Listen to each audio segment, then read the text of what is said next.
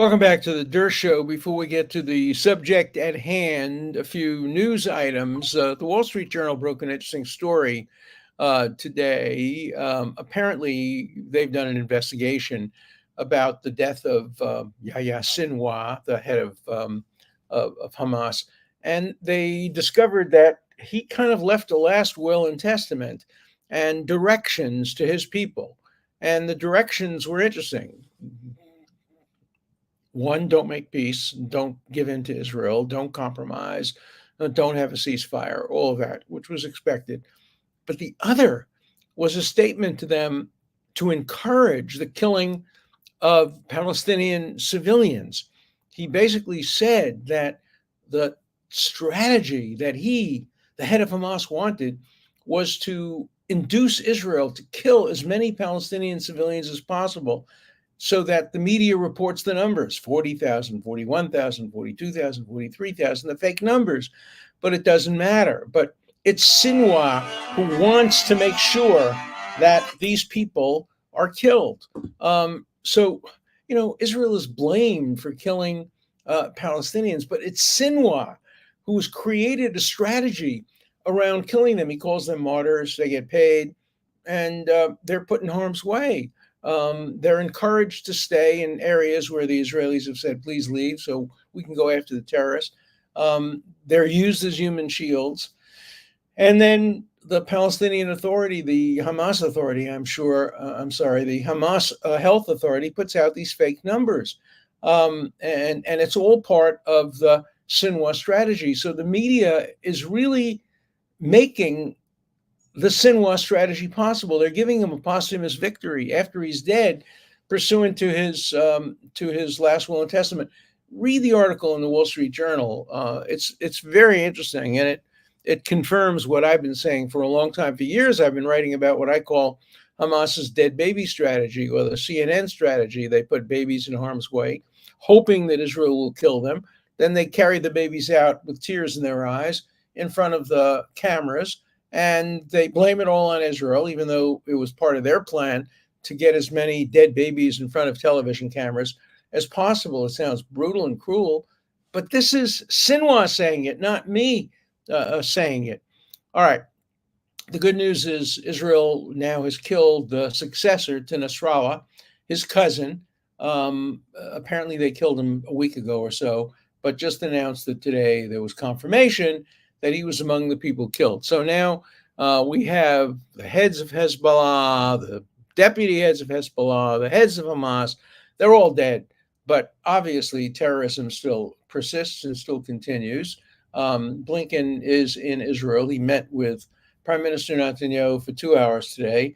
Don't know what they talked about. I hope they talked about the leak in which American intelligence officers or State Department officials, or who knows, leaked material to an Iranian media telling them what Israel's plans were. And I hope there'll be a full investigation. I'm not confident there will be. I'm not sure anybody wants to see this crime, and it's a very serious crime, solved, because we know there are people within the State Department who are very pro-Iranian. Some of them have been denied security clearance already. Some have not.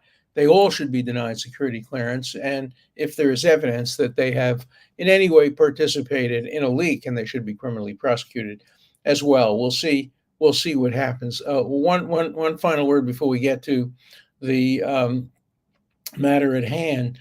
Jill Stein, she's running for president. You've never heard of her, but she may affect the outcome of the election. She is going to get between 1% and 2% of the votes in perhaps some states where the margin of victory may be 1 or 2%. She's a horrible human being.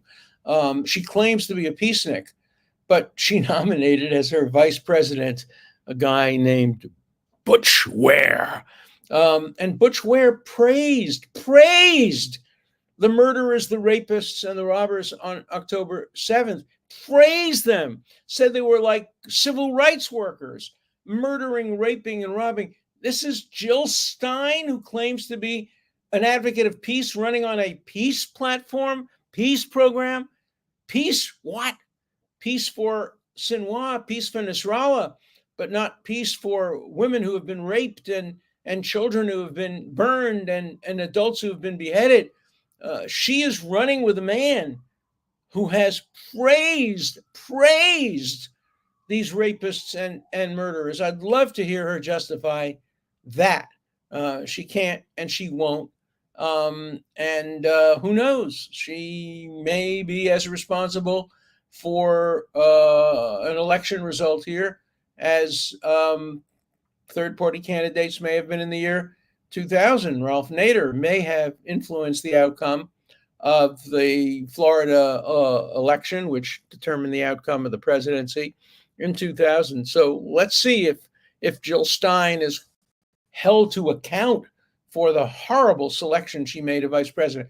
I'd like to hear our own views of October 7th. I doubt that they're very much different, but here we have the vice presidential candidate praising them, calling them civil rights workers, saying they're basically the same as Nat Turner and others who fought against slavery.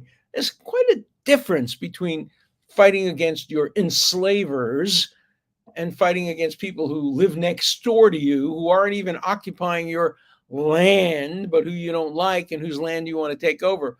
What an obscene comparison. But that's Bush Ware, Jill Stein's vice presidential candidate. All right, let's turn to a more domestic issue. There's a big trial taking place in New York. I alluded to it yesterday. We're in jury selection, and the trial should probably begin in earnest in a day or so. The defendant in the case is Daniel Penny.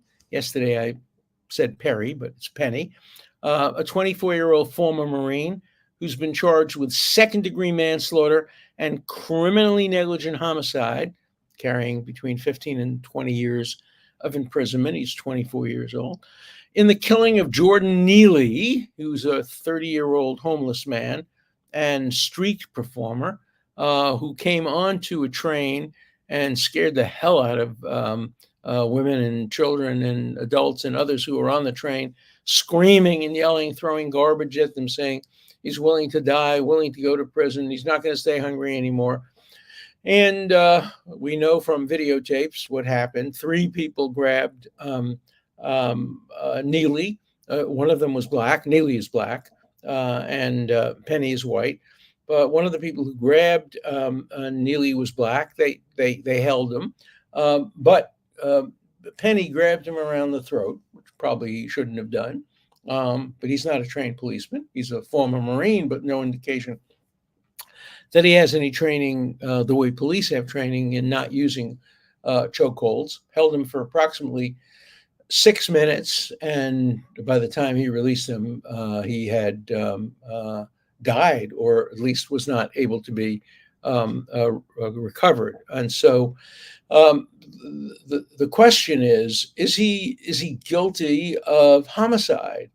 He wasn't charged with murder. He's charged with manslaughter, criminally negligent homicide, but that will put him in jail for much of the rest of his life, at least 15 years, perhaps 20 years of his life. And the question is, do the facts justify a criminal prosecution? First, let me lay out a little bit of the law. There is, everybody knows, the defense of self-defense.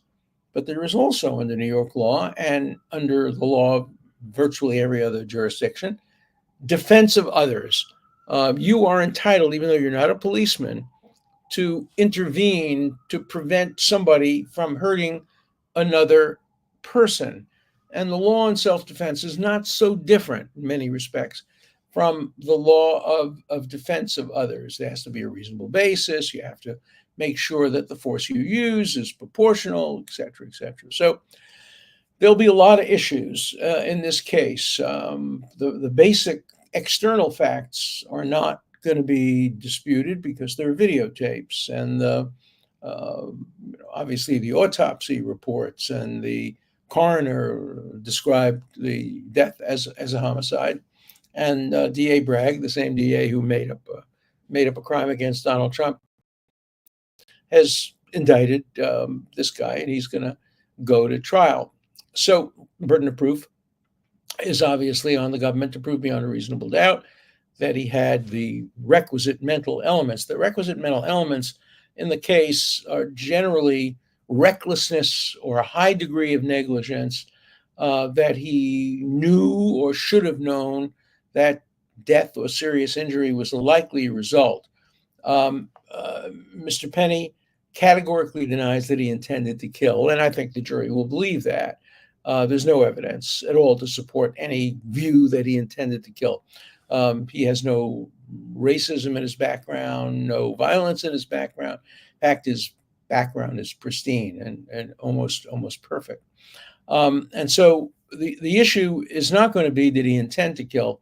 The issue is more likely to be did he act so recklessly that he should have known that death or serious bodily harm is a likely result. The other issue, of course, is going to be did he have the right to intervene at all if the person was just screaming and yelling and disturbing people?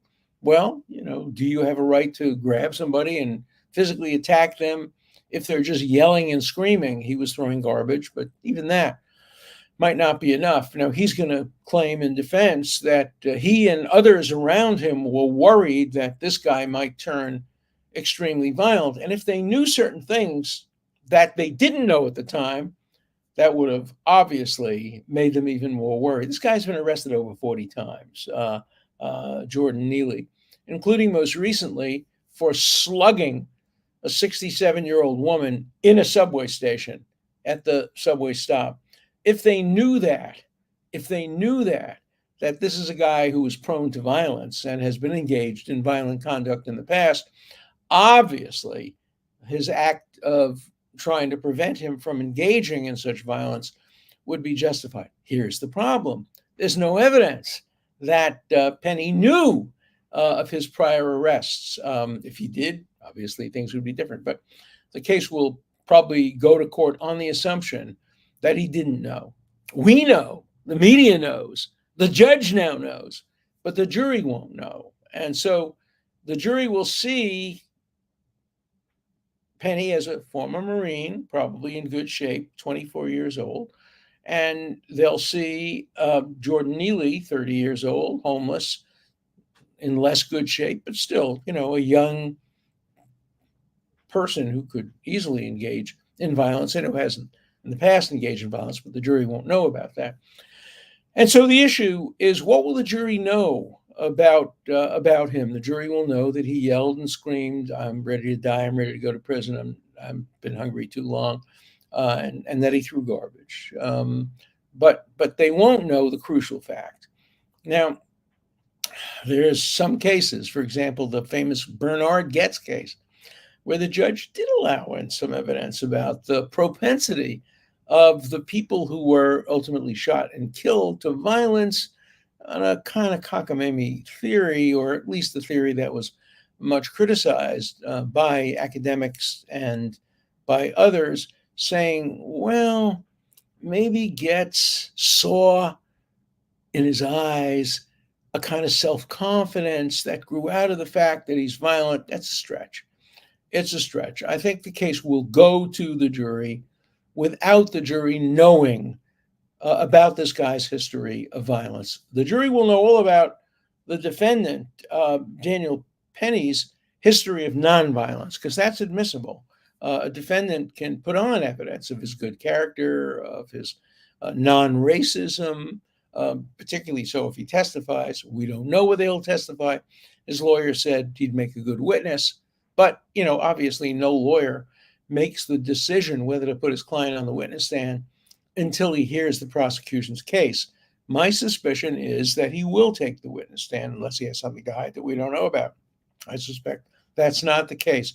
There was an article that I read recently, which went back to his hometown, Penny's hometown, and they tried to find anything negative about him. They couldn't. They found out that he was a wonderful citizen, that he was a good Marine, that he had no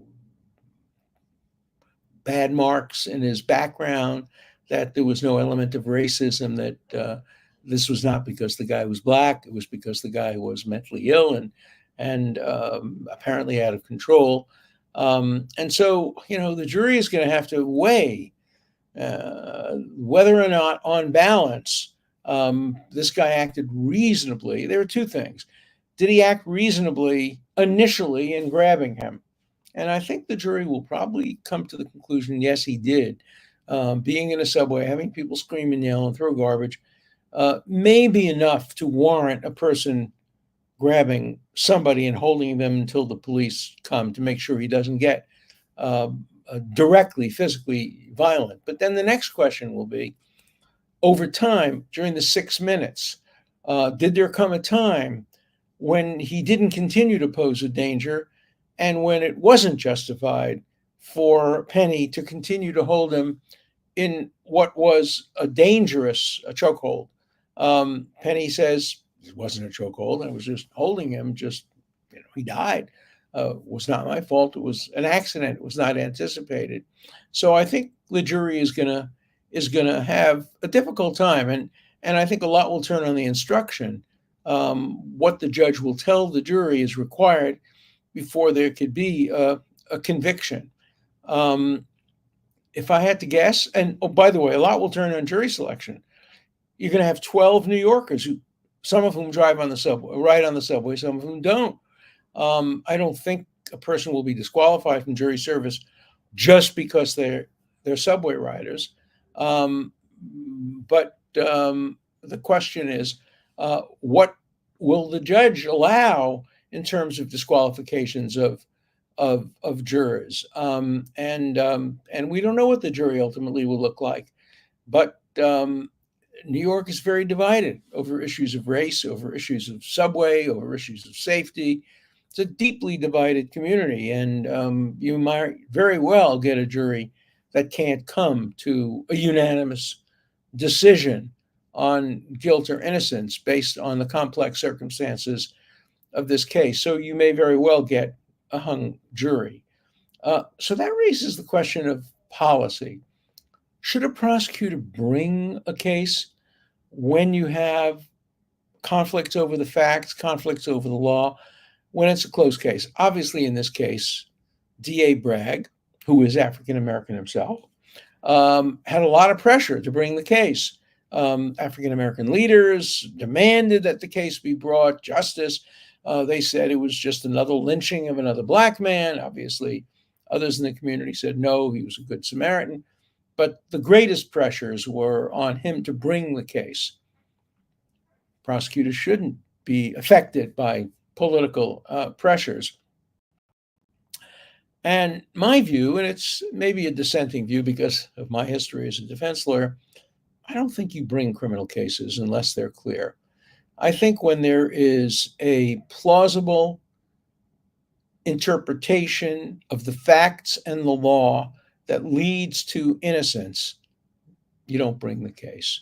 The case should be compelling. I've mentioned this before. Thomas Jefferson quoted something that was apparently common around the time he was writing, in which he said, for a criminal statute to be clear, it has to be so unambiguous and so clear that a reasonable person can understand it if he reads it while running. He's running, and he's carrying the book and reading it, and you have to be able to understand it. Now, is this case sufficiently clear to justify a criminal prosecution? Reasonable people, I think, could disagree with that. My own view is no. I don't think criminal cases should be brought when there's a plausible interpretation, a reasonable interpretation of the facts that is consistent with innocence. But I know there'd be a lot of disagreement with that. I'd be interested in hearing from you. So the case is being brought. There will be a trial. There will probably not be a plea bargain. And prediction, likelihood of a hung jury, possibility of a conviction, possibility of an acquittal. I think the possibility of either an acquittal or conviction are lower than the possibility of hung jury. But judges have a lot of influence over jurors. And, they use what's called the dynamite charge, where they tell juries, juries come back and say, oh, we're stuck. 6 of us are this way, 6 of us the other way, or 9 of us are this way, and 3 of us are that way. And the judge says, no, stick with it. You really have to come to a verdict. Listen to the other side. Don't necessarily be bullied by the other side, but listen to them. It's better to have a verdict than non-verdict. I don't agree with that charge, by the way. A hung jury is just as important a verdict and just as lawful and just as acceptable a verdict as a verdict of acquittal or conviction. A hung jury is one of the three possibilities, and a judge shouldn't bias the jury away from a hung jury. There's nothing sacred about getting a verdict in a case, and indeed, a hung jury is a verdict. It's a verdict that says the jury couldn't decide. So I'm against the dynamite charge, and I'm also against bringing cases where there is evidence that would justify an acquittal, and reasonable people could interpret the evidence in a way that resulted in an acquittal. So we'll see what happens. We'll follow the case, and I'll report on any important developments. Okay, so let's get to letters. A lot of letters this time. Professor, those on the left who accuse Israel of genocide in Gaza never mention the fact that Israel actually saved Hamas leader Sinwar's life in 2008 when Israeli surgeons removed a cancerous brain tumor. Look, there's no plausible case for genocide. Israel does everything in its power to avoid killing civilians. Sinwar wants civilians killed. If anybody's guilty of genocide, it's Sinwar, not Israel. But the fact that they would use medical care to save somebody who was guilty of killing so many people even before October 7th demonstrates this. There's no plausible argument for any kind of a claim of genocide.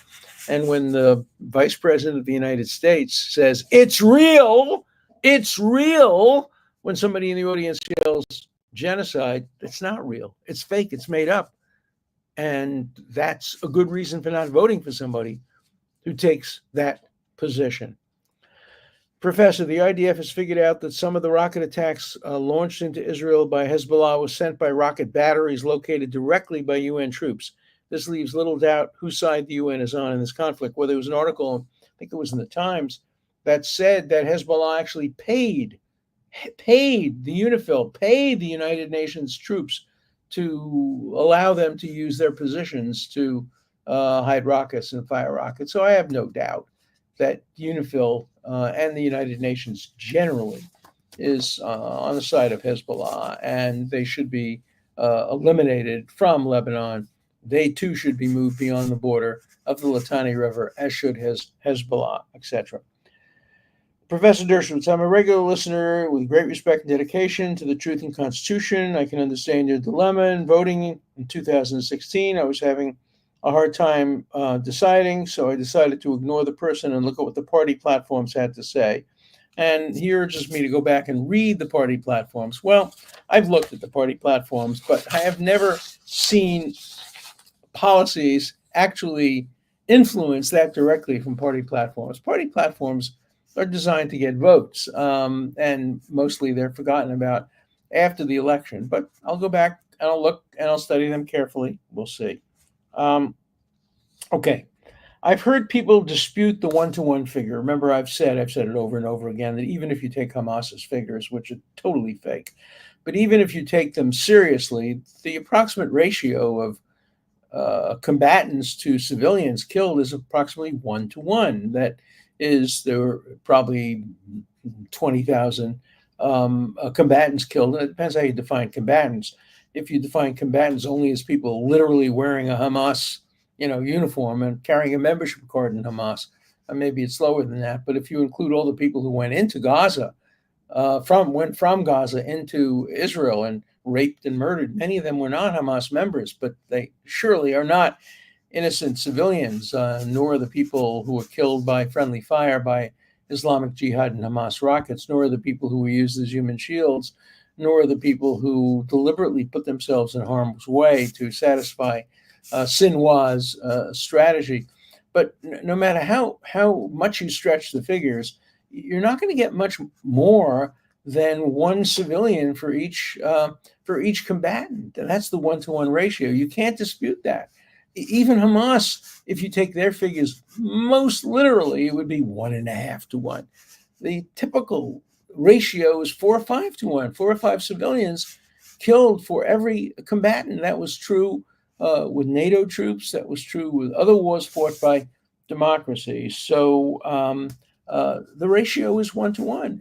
And the fact is that if you look at the figures realistically, Israel has killed, according to Hamas, if the figures are correct, approximately 1% of the civilian population of Gaza. That's a very low number when compared to other wars. My God, in other wars, you get 30% of the population killed, particularly when you have a war started by Hamas, where Hamas uses human shields. So Israel's getting a bum rap on the proportion and numbers of people killed, which leads to the claim of genocide.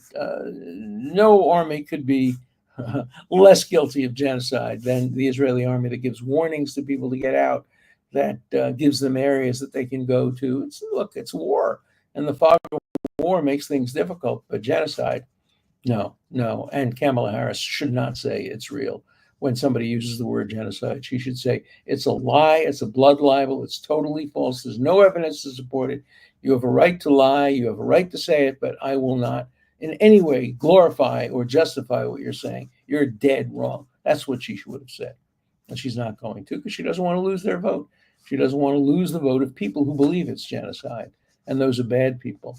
And those are bigots. And she shouldn't be trolling for their votes.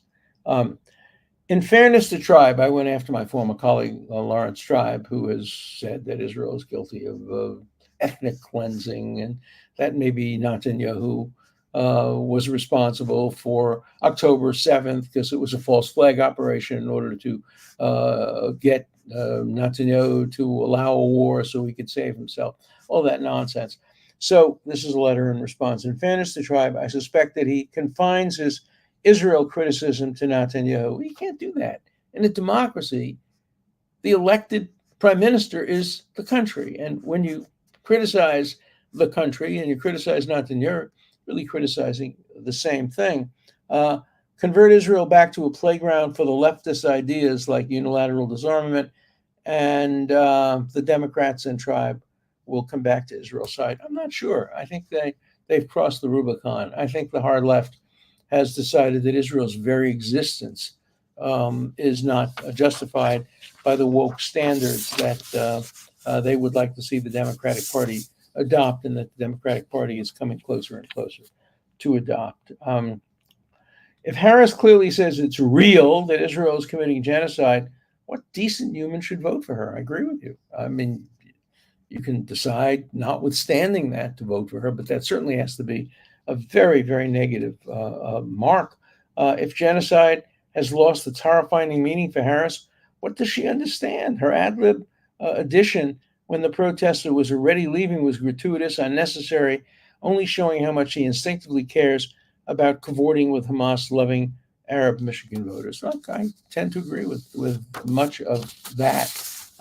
It certainly was a big factor in my decisions. And I'm surprised. I am supporting the Republican Jewish Coalition Victory Fund, which has been running ads against the anti-Semitism of the Squad in Kamala. Yeah, I've watched those ads, and Matt Brooks, who's the head of it, is a friend of mine. I like him very much, and he sent me one of the ads, and I saw it. It was interesting. It's 3 Jewish women sitting around in a cafeteria saying, "Look, I never voted Republican before, but Harris is so bad for Jews in Israel. I think this time I'm going to vote." It was an effective ad, I thought, and I'm glad that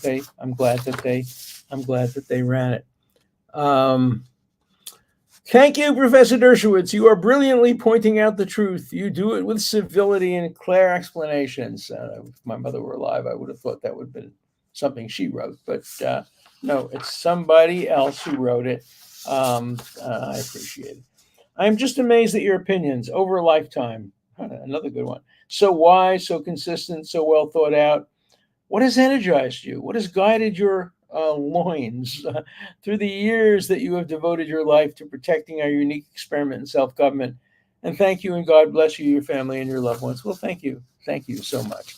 Look, I was born into a family that believed strongly in principles. My grandfather helped rescue people from the Holocaust.